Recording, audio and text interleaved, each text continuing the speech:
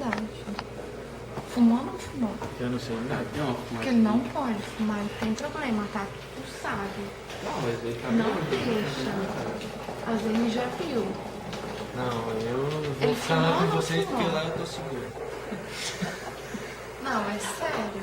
Ele não pode fumar. Cadê? Tá doido? O cara fez uma parada aqui. Pô, mas é sério? Pô, essa daqui não funciona? Hã? Ele fumou uma vez, né? Eles estão brincando com ela. Eu falei com ele pra ele ter fumado, mas já brincou. Sabe, né? Como é que ele é? Ele não tem que fumar. Bateu a luzinha vermelha lá. Onde? Vou botar os carros para dentro agora, vamos ter que tirar aqui, Júlio.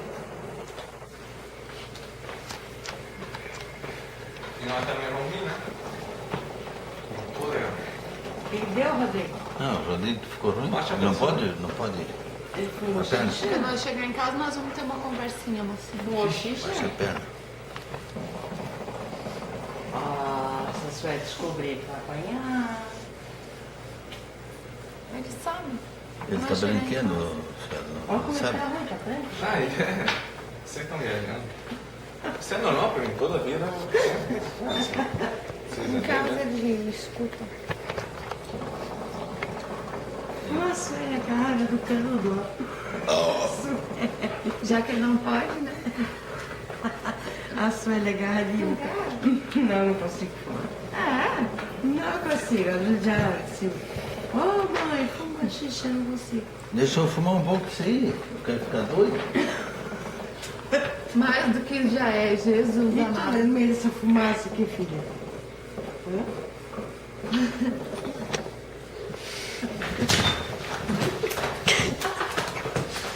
Tadinho, vou fazer uma passagem. Ninguém me ajuda. Depois de 5 anos, Pô, ninguém falou, meu Deus! Eu te tirei! Eu te ferrar! Me ajuda!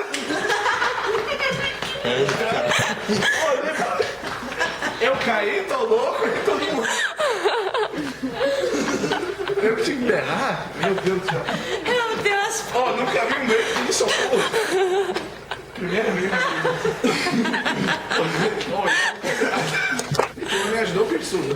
Não deu tempo disso aí, velho. Ô, Bruno, tá na merda. Vai lá. Fazendo massagem. Eu queria levantar, me ajuda ela. Massagem.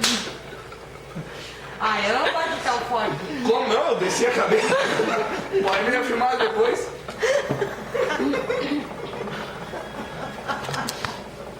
É uma praga, né, Sueli?